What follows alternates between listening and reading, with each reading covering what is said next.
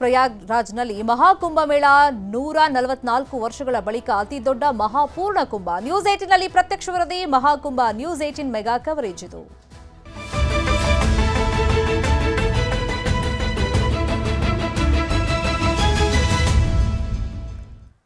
ಉತ್ತರ ಪ್ರದೇಶದ ಪ್ರಯಾಗ್ರಾಜ್ನಲ್ಲಿ ಮಹಾಕುಂಭಮೇಳ ನಡೀತಾ ಇದೆ. 144 ವರ್ಷಗಳ ಬಳಿಕ ಅತಿ ದೊಡ್ಡ ಮಹಾಪೂರ್ಣ ಕುಂಭಮೇಳ ಇದು.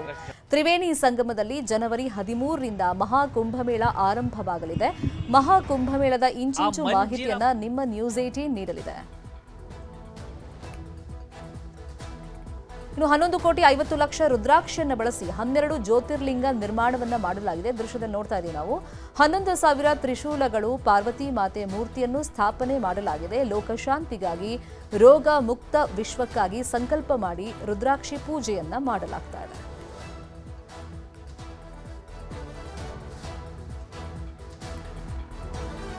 ಮಹಾಕುಂಭದ ವಿಷಯಕ್ಕೆ ಸಂಬಂಧಪಟ್ಟಂತೆ ಇನ್ನಷ್ಟು ಡೀಟೇಲ್ ಆಗಿ ಇನ್ಫಾರ್ಮೇಶನ್ ಕೊಡೋದಕ್ಕೆ ಪ್ರಯಾಗ್ರಾಜ್ನಿಂದ ನೇರ ಸಂಪರ್ಕದಲ್ಲಿ ಕನೆಕ್ಟ್ ಆಗಿದ್ದಾರೆ ರಾಘವೇಂದ್ರ ಗುಡಿ. ಬಹುಶಃ ಪ್ರಯಾಗ್ರಾಜ್ನಲ್ಲಿ ಕಾಲಿಟ್ಟಲ್ಲೆಲ್ಲ ಒಂದೊಂದು ವಿಶೇಷತೆ ಕಾಣಿಸ್ತಾ ಇದೆ ಅನ್ಸುತ್ತೆ. ಇವಾಗ ಯಾವ ಪ್ರದೇಶದಲ್ಲಿ ನೀವು ಇದ್ದೀರಾ? ಸಿದ್ಧತೆಗಳು ಯಾವ ತರ ನಡೀತಾ ಇದೆ? ಅಲ್ಲಿ ಸ್ಪೆಷಾಲಿಟಿ ಏನೇನು ಕಂಡು ಬರ್ತಾ ಇದೆ? ಶರ್ಮಿತಾ, ನಾವು ಪ್ರಯಾಗರಾಜ್ನ 6ನೇ ಸೆಕ್ಟರ್ ನಲ್ಲಿ ಇದ್ದೀವಿ. ಇಲ್ಲಿ ಶೇಷನಾಗ ಗೇಟ್ ಅಲ್ಲಿ ಒಳಗಡೆ ಎಂಟ್ರಿ ಆಗ್ತಿದ್ದ ಹಾಗೇನೆ ನಮಗೆ ಒಂದು ಅದ್ಭುತವಾಗಿರ್ತಕ್ಕಂಥ ಶಿವಲೋಕ ಇಲ್ಲಿ ಕಾಣೋದಕ್ಕೆ ಸಿಗುತ್ತೆ. ಇಲ್ಲಿ ನೋಡಿ, 12 ಗಂಟೆಗಳು, ಒಂದೊಂದು ನಾದಕ್ಕೂ ಒಂದೊಂದು ಅರ್ಥ ಇರುವಂತಹದ್ದು. 12 ಗಂಟೆಗಳು, 11,000 ತ್ರಿಶೂಲಗಳು. ನೀವು ಎಲ್ಲಿ ನೋಡ್ತೀರಿ, ಎಲ್ಲಿ ಕಣ್ಣು ಹಾಯಿಸ್ತೀರಿ, ಅಲ್ಲಿ ನಿಮಗೆ ತ್ರಿಶೂಲಗಳು ಸಿಗುತ್ತೆ. ಇಲ್ಲಿ ಮಾತೆ ಪಾರ್ವತಿಯ ಮೂರ್ತಿ ಕೂಡ ಇರುವುದನ್ನ ಗಮನಿಸ್ತಾ ಇದ್ದೀವಿ.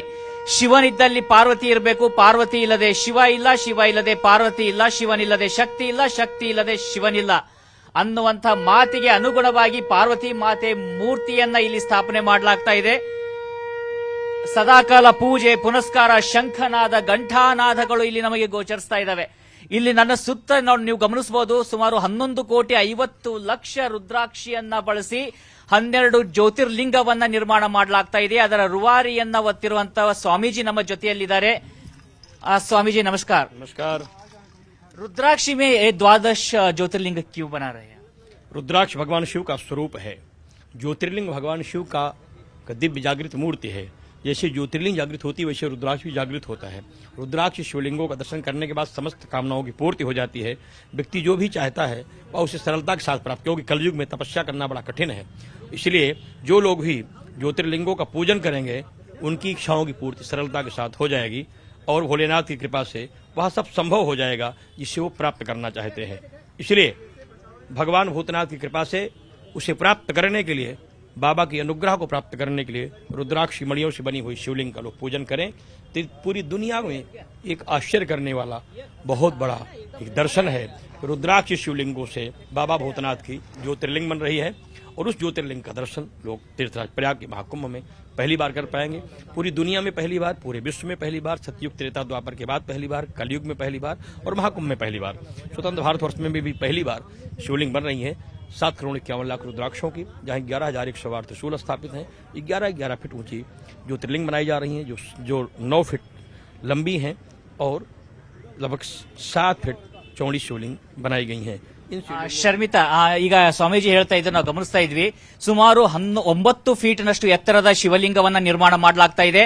7 ಫೀಟ್ನಷ್ಟು ಅಗಲ ಇರುವಂತದ್ದು. ವಿಶ್ವದಲ್ಲೇ ಮೊಟ್ಟ ಮೊದಲ ಬಾರಿಗೆ ರುದ್ರಾಕ್ಷಿಯಿಂದ ಜ್ಯೋತಿರ್ಲಿಂಗ ನಿರ್ಮಾಣ ಕಾರ್ಯವನ್ನ ಇಲ್ಲಿ ಮಾಡಲಾಗ್ತಾ ಇರುವಂತದ್ದು. ರುದ್ರಾಕ್ಷಿ ಅಂದ್ರೆ ಶಿವನ ಸ್ವರೂಪವೇ ಆಗಿರೋದ್ರಿಂದ ರುದ್ರಾಕ್ಷಿ ಮುಂದೆ ನಿಂತು ಯಾವುದೇ ಬೇಡಿಕೆಯನ್ನ ಕೊಟ್ಟರು ಅದು ಈಡೇರುತ್ತೆ ಅನ್ನುವಂತ ನಂಬಿಕೆ ಜನರಲ್ಲಿರುವಂತದ್ದು. ಆ ನಂಬಿಕೆಗೆ ಅನುಗುಣವಾಗಿ ಸ್ವಾಮೀಜಿ ಕೂಡ ಈ ರೀತಿಯಾದಂತಹ ಒಂದು ಇಲ್ಲಿ ಶಿವಲೋಕವನ್ನ ಇಳಿಸುವಂತಹ ಪ್ರಯತ್ನವನ್ನ ಮಾಡ್ತಾ ಇದ್ದಾರೆ. ಇನ್ನೊಂದು ವಿಶೇಷ ಅಂದ್ರೆ ಶರ್ಮಿತಾ, ಈ ಸ್ವಾಮೀಜಿ ಬಗ್ಗೆನೇ ವಿಶೇಷವಾಗಿದ್ದಾವೆ. ಇವರು ವಿಶ್ವದಲ್ಲಿ ಅತಿ ಹೆಚ್ಚು ಜಲ ಸಮಾಧಿಗೆ ಒಳಗಾಗಿರುವಂತಹವರು, ಭೂ ಸಮಾಧಿಗೆ ಒಳಗಾಗಿರುವಂತಹವರು, ಆಮೇಲೆ ಅತ್ಯಂತ ಕಡಿಮೆ ಆಹಾರ ಅಥವಾ ಜಲಾಹಾರವನ್ನ ಸೇವಿಸಿ ಬದುಕುವನ್ನ ನಡೆಸುವಂತವರು.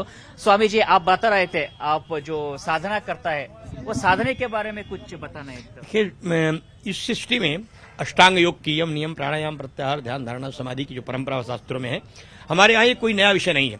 ये भारत भूमि ही ऋषियों की भूमि है, जहाँ तपस्या करने वाले संत महात्माओं विद्वानों की संख्या अनादिकाल से रही है और बीते संवत 787 तजी समाधि संभव विनाशी भगवान शिव निरंतर समाधियों में रहते हैं। इसलिए यहाँ भू समाधि और जल समाधि मेरी जो साधना का संकल्प था, 56 बार मैंने भू समाधि और 27 बार जल समाधियां ली हैं। 56 मतलब 56। 57 और उसके बाद 27 बार मैंने जल समाधि ली है।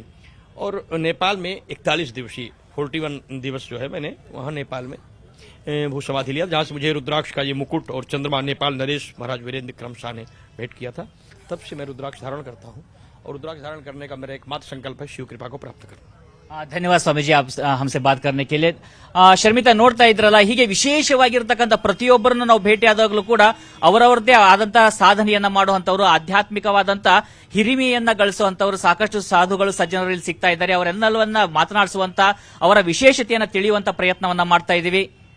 ಥ್ಯಾಂಕ್ ಯು ರಾಘವೇಂದ್ರ ಗುಡಿ ಈ ಕ್ಷಣದ ಅಪ್ಡೇಟ್ಸ್ ಅನ್ನು ಕೊಟ್ಟಿದ್ದಕ್ಕೆ.